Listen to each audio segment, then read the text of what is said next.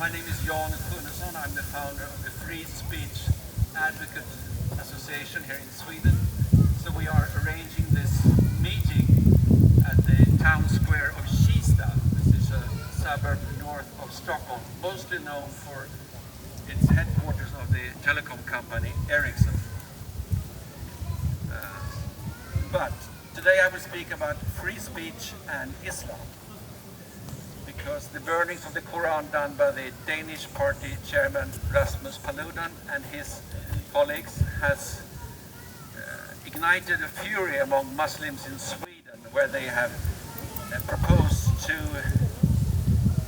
restrict the constitutional laws in Sweden that guarantee free speech. This is very serious. We have, of course, as most Western democracies, a guarantee in our constitution for anyone to, like me here, stand in the square and speak.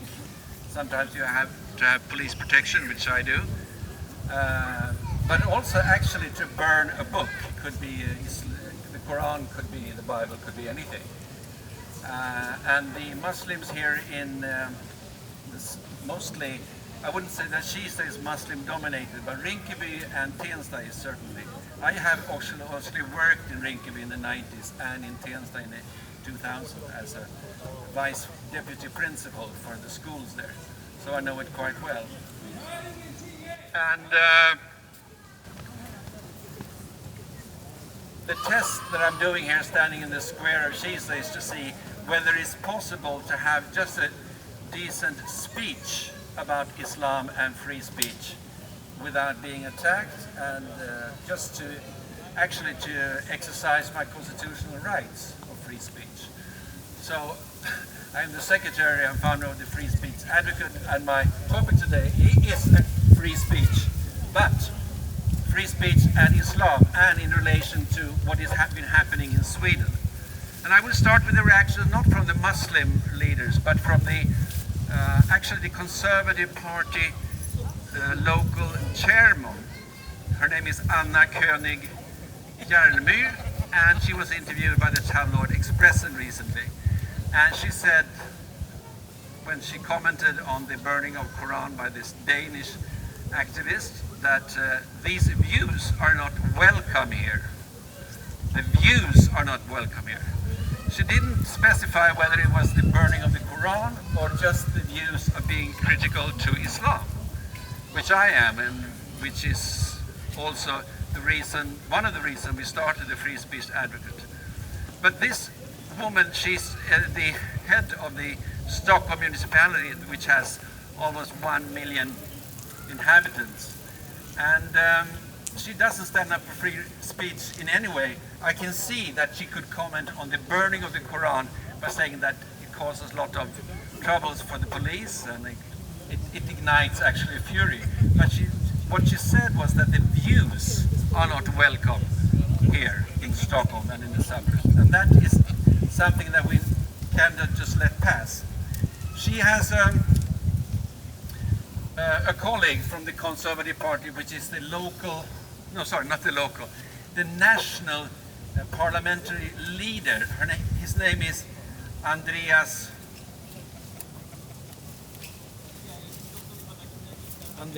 Norlén, and he's the head of the Swedish parliament, and he comes also from the Conservative Party. He wrote an article in 2016 where he said that Islam is compatible to the Western democracies, which is not true, but he tried to make a distinction between Islam as a religion and Islam as a political ideology. Many try to do that. It's very common to say that you can believe in Islam, but when it comes to social organization, it has to stop. But in fact, even believing in Islam means that you must restrict free speech. In the UN Charter of Human Rights, which was acclaimed legal status in 1948 in the UN headquarters of New York, everyone was granted free speech all over the world, and that's been signed by over 190 nations. But the Muslim nations were not satisfied with that liberal view of free speech. So they signed a Cairo Declaration in 1990, which says that everyone shall have the right to express his opinion freely in such manner as would not be contrary to the principles of the Sharia. And the Sharia is the Islamic law, of course.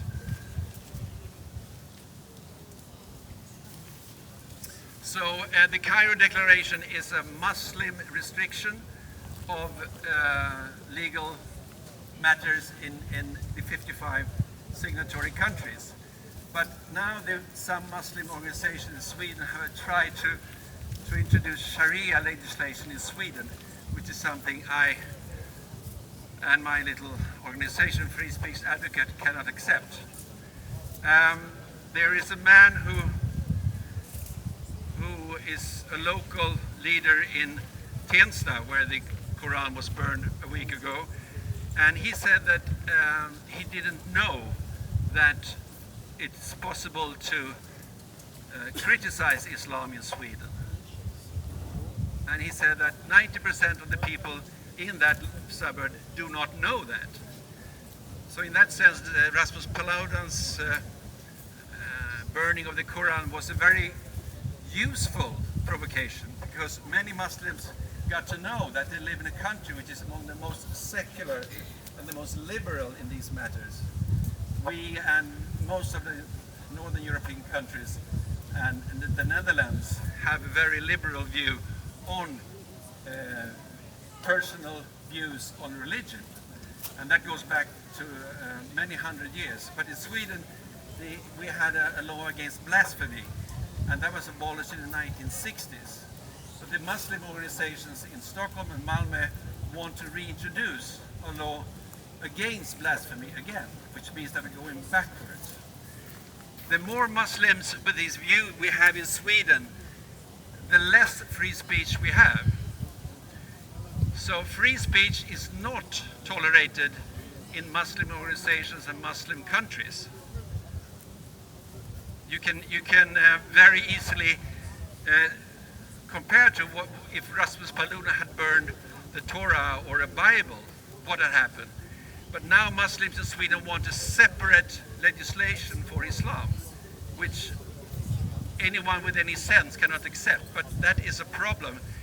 Of course they can express that view, but there's a problem when the moderate leaders here in Stockholm and in Sweden do not understand that. The moderate, that's the so-called conservative party in Sweden, and I wouldn't call it very conservative. What also happened recently in the area of free speech and Islam is that it was 5 years ago, 12 people were killed by two jihadist brothers in the editorial offices of the Charlie Hebdo journal in Paris. Also some Jews were killed in a kosher restaurant close by. A couple of days after the massacre of the 12 very brave journalists and artists, there was a crowd meeting in Paris of 4 million people who said and chanted "Je suis Charlie," I am Charlie. But now 5 years later, in a poll that has been done in France, it's not so many of the Frenchmen who support the right to criticize, the right to blasphemy, whether it's Islam or Christianity. 88% of the Frenchmen said it was okay to criticize or to have blasphemy, but 12% of the Frenchmen said it was not. When you had the poll in the Muslim population in France, 72% of the Muslims said it was okay to criticize Islam, but 28 said it was not. In that sense, they supported, maybe not the killing, but they supported this view that Islam has a special line. Islam has a special status, as something you cannot criticize. If 28% of the Muslims in France support the idea of blasphemy. I will end this speech by trying to, with some help maybe, to broadcast a speech that was done 5 years ago in my home by the ex-Muslim Mona Walter. So me and Mona wanted to have a talk about Islam and apostasy in Rinkeby, Folkets Hus, but that was not possible, so we did it in my home instead. And the idea was that we would speak Somali. So for you who understand Somali here, you can hear this much and understand it better than I do.